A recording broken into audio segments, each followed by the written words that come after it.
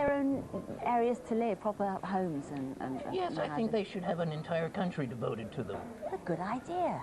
You'd have to have it sort of with all different climates, wouldn't you, I suppose? How do you feel about human beings in general?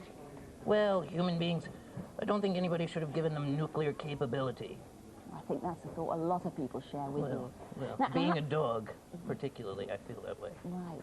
How do you feel about one human being? How do you feel about Brian Henson in particular? Well, I've never met the man. Well, now's your opportunity because he's actually sitting right behind you here. What? Dog, meet Brian. Brian? Oh, God. This is Dog. Oh, my goodness. Do you know where he has his hand? This is very embarrassing. Well, if you can try and make yourself comfortable. Well, you come back there. Thank you, Dog. Welcome, Brian. Hi. Great to have you on Going Live. When you watched your father developing, Jim Henson, developing Muppets into sort of a global success, did you always think you'd work in the same area? Well, I was always very excited by it, and I was a puppeteer from as long as I can remember, mostly marionettes when I was a young kid. I went through a spell in high school where I thought I would be an astrophysicist. And then, actually, that was what I went into college, as a physics and fine arts major. But I guess it was around when I was 18 that I knew that filmmaking was where I wanted to be. And I was real interested in special effects and performance and puppetry, so I found a nice mixture of all of them. See, I'm beginning to work out how the astrophysics thing fits in. I had the pleasure a few years ago of doing a little scene with Jim and Kermit, and he made it look very simple. It was just him and Kermit and me doing a little scene together. Now, things have really changed around here because we look around and it's a bit like sitting in an astrophysics laboratory. I mean, this whole thing of animatronics, can you explain what animatronics are? Well, animatronics, as opposed to puppetry, is really just characters with they're biologically believable. You believe that they're living, breathing animals. And what we like to do is take animatronics a step further. We like to use a high stylized design style, but still reproduce the characters in a believable way. The dog is really not very accurate. For instance, I look mostly like a dog, but his eyes are too big, his brows are too big, his ears are too big.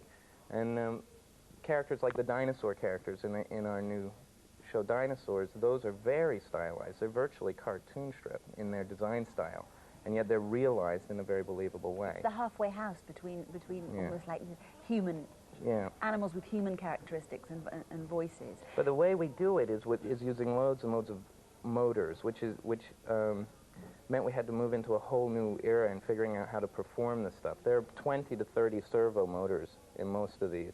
The dog has about 22 servo motors in him.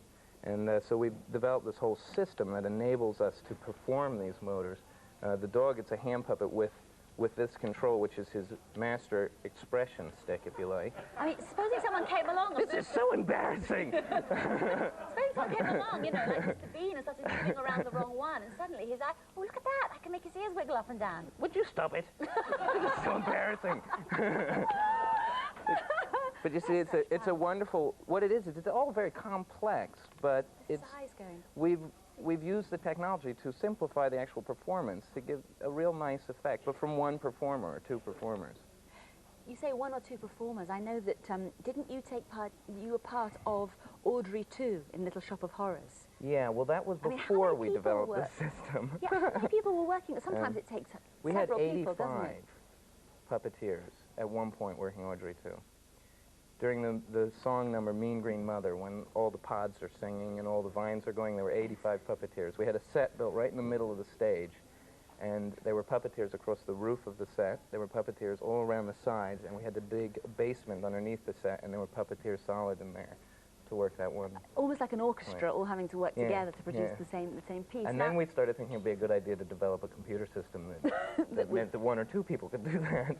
How many people operate the Minotaur? Now, this is he's sort of pulling all sorts of faces behind us, but when you've got the whole body there, how many people? Well, the Minotaur, he's from the Greek myths, and he is the Minotaur in the labyrinth, and it would be one actor inside. We had a very large man inside, and one puppeteer on the outside.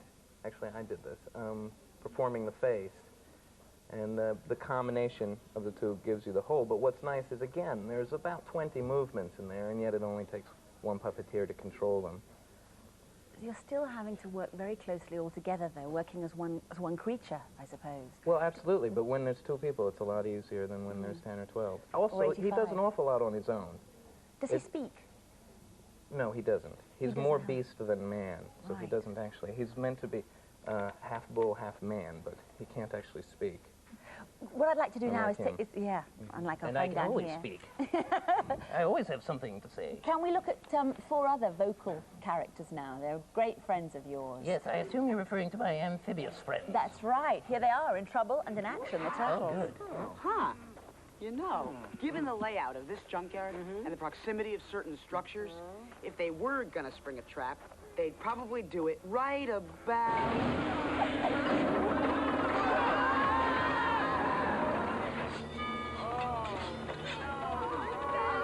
I don't like this! Uh-oh! I wonder what those are for! Does the word turtle kebab mean anything to you? Yeah, right! Get your arm out of my face! Patience. First them, then you.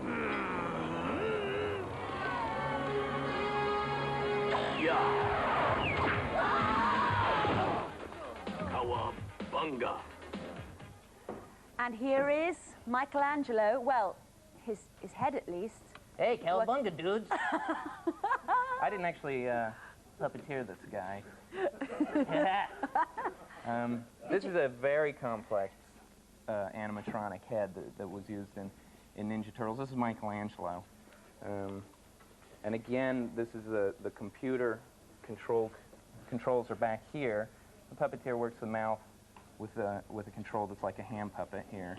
And the face here with the same sort of stick that I had on the dog, which is all the expressions and all. And then we have the actual puppeteers on the movie, although I don't know the system. I haven't used the system recently, so it's a bit complicated. This is a face-reading rig that actually reads the lip sync off of the puppeteer's face. The puppeteer would wear this to give the lip shapes to the turtle. And so the actor inside, who's wearing the head and being the body of the turtle, never says a word. No, he's basically miming the part. And then he and the puppeteer is not linked by any cables. It's completely cordless, so the turtles are just like actors out there in front of the camera. The puppeteer would be working this and would have a sound link to the actor on the inside. So they're on a permanent phone link, a 2-way connection, so they can always talk to each other. And the puppeteer does the voices. So if you just have a no, can I have a go at this? Yeah. So that's his.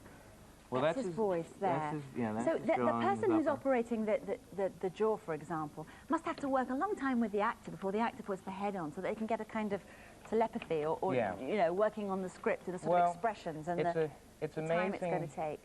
It's amazing Oh, that's weird. to watch these pairs work. For instance, the pair that work this character are particularly well linked. Michelin Sisti, who was on the inside, and Mac Wilson puppeteering, they could improvise completely and be in perfect sync. It was really quite amazing. How long does the actor wearing the head have to keep it on his head? Because if we just lift it off, we can have a look inside. Oops, daisy. There we are. Let's get rid of it. Carefully. There we are. If you Can you get a look inside there? Well, you see, because this is... it is just a complete If you mass pull of that wires. other side open. Yeah. Do it carefully. You There see, we are. it's a helmet on the inside that the actor wears. That padded section actually sits against his upper forehead. All of the motors and all are mounted around the outside of the helmet. And it's air conditioned in there, and there's a phone link going to the puppeteer. It looks quite a mess, but it's actually not that heavy. And well, actually, it is only a few pounds. How long would he spend, though, the actor, with that on his head doing a scene? He would spend as long as 6 or 7 hours in the suit, and he could take this head off it between every take. But even then, some of them would just leave it on for a couple hours at a run, because they actually got to the point where they were very comfortable inside them. The rest of the unit would mount inside their shell. Of course, you have another Handy chance. having You a have another shell. chance to have a look at the whole, Ninja 2 film, don't we? Ninja Turtles 2, yeah. because next there's a week. video coming Yeah, next out. week the video is coming out it'll be available to rent in shops. So. What does it feel like having multi-channel domination on a Sunday afternoon on British television? Because you've got the Greek myths going out on Channel 4, and you've got dinosaurs going out on ITV. On ITV. Whose idea was the dinosaurs? Dinosaurs was originally my father's idea, What about 4 years ago. What do you think he'd have thought about the way the series has turned out? Well, I think, I know he'd be very proud of it. I'm not entirely sure if it's exactly what he would have done, but I know he would enjoy it. We're all real proud of it, but perhaps we went a bit more technological than originally we were planning on doing. Those are really sophisticated. They're more sophisticated than the turtles, the dinosaurs. You're terrific. I love them. That's why I've got dinosaurs on my shirt, in honor of the dinosaurs. We've got the dinosaurs over here as part of your prize. You brought in a whole range of prizes, Brian, if you'd like to just sort of whip through them. Yeah, what have we got? What exactly are the prizes? We've got Secret of the Ooze T-shirt, of Muppets and Men. This is a great book, which was the original documentary book behind the scenes of the Muppet Show, and it's quite a collector's item now. Let me come over here. We have we've got The Secret of the Ooze, Teenage Mutant Ninja Turtles 2 videotapes. Fabulous poster. Album, Dinosaurs poster. There we are. And also, we have another prize, which we couldn't get ready for today because it is being made as we speak, isn't it? Yes, that's right. We're making a statue. It's the original design of Earl Sinclair, this fella, who we originally, when we first designed our characters, we sculpt them in miniature about this big. And we have a statuette of the original design of Earl that we're preparing. So the winner will get all those week. prizes, plus the statue of Earl. What's the question? Oh, yes, I meant to remember this, but of course I can't. Do you want me to make one No, up? no, On the I've got it spur of the here. moment? I was given it. Oh, no, of course it is. What famous British female singer wrote a song for Secret of the Ooze? What famous British female singer wrote the song for? Wrote a song for The Secret of the Ooze. Oh, just one. Well, there were several. No, there were several Okay. artists. Who were Thank you writing so it. much, Brian. Best of luck with all your projects. It was great for you to bring them all in this morning. Sure. Thank you. Thanks very much. Thank you. Right, now, a chance for you to see part of The